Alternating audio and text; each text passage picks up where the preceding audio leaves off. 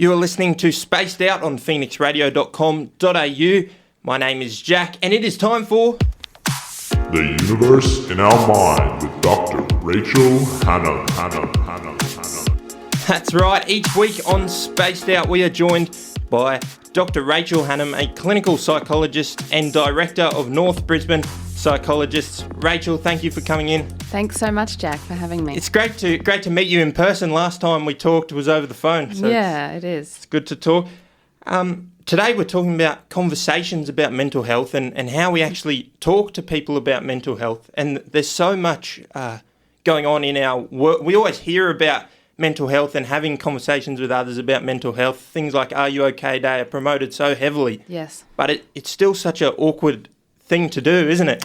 How do we actually talk to our friends about it? That's right. I mean, people often remark that as still a stigma. And what do we mean by stigma or awkwardness? What we mean is shame. Shame is the human emotion where we fear being judged and negatively evaluated. And one of the areas where we're vulnerable to shame and discomfort is talking about our mental health. And that pretty much applies to everybody. Although I'm so pleased that the generations younger than me are, talking about it so much more openly. But it can be really hard to talk to your friends or your family about your mental health struggles. Yeah. Yeah, so, I would usually start by suggesting to people that they get a sense of their friend or family member's attitude towards mental illness and mental health issues. I think we need to be discerning about who we trust and how much we trust them because, I have got clients who've told me they've disclosed to a grandparent or parent that they're taking antidepressants, for example, and they've received judgment, and that doesn't help at all, of course. Yeah. So just get a sense about their attitude towards mental health and mental illness. You could ask some general questions, and then you might have a sense of how much do I trust this person to listen and accept me, for what I'm going through. Yeah.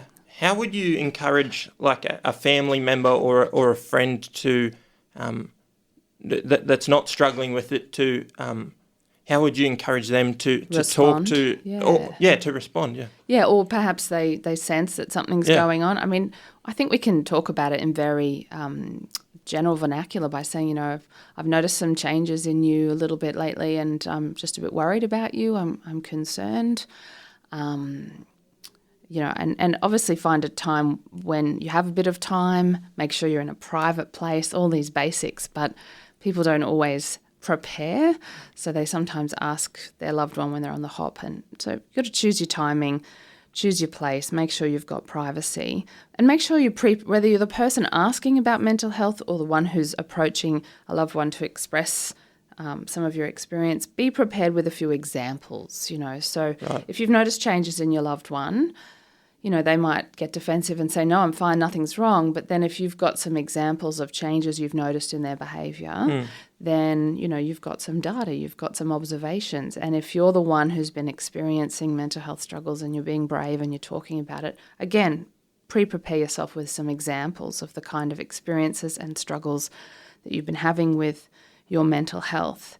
I think another really important point here is whether you're the asker or the teller, discuss about privacy and confidentiality. That'll help the you or the other person feel safe in having this discussion. I want you to respect, the confidentiality of what I'm talking to you about, or keep my privacy, what I'm saying to you private. Just get an agreement around that beforehand to create a safe space for yourselves. How can we as friends, even if we don't suspect that our friends are struggling with it, but how can we sort of break that stigma in our everyday conversations?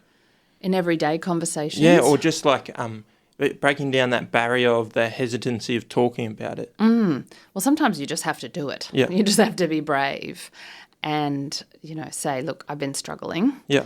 I've been struggling to get out of bed, or I've been feeling a lot of anxiety lately. Right. Sometimes a good segue for people could be getting into, online forums or Facebook groups or whatever their social media platforms are they use, because there's almost always pages or groups or forums for reading other people's experiences, and that might actually help you normalise what you're going through, realise you're not the only one, and work up the courage to just say something basic to your loved one like, hey, been wanting to talk to you about my struggles lately. Yep. And also it might be useful to say this. Very often in communication with friends and loved ones, we say, look, I wanted to let you know what I've been struggling with. Our, friend, parent, whoever says, oh, well, this is what you've got to do now. They give you advice. Yep. You probably don't want unsolicited advice. So I'm clear these days with friends and family if I'm not ready for advice or wanting advice and I just want to let them know what I've been feeling, I say that. I'm not really looking for advice. I'm just looking for someone to listen to me. Well, thank you, Rachel. That's been very helpful what you've given us today, and I really appreciate you coming in. My pleasure. Thanks for having me. That's Dr. Rachel Hannam from North Brisbane Psychologists, and that was The Universe in Our Mind on Spaced Out. You're listening to Phoenix Radio.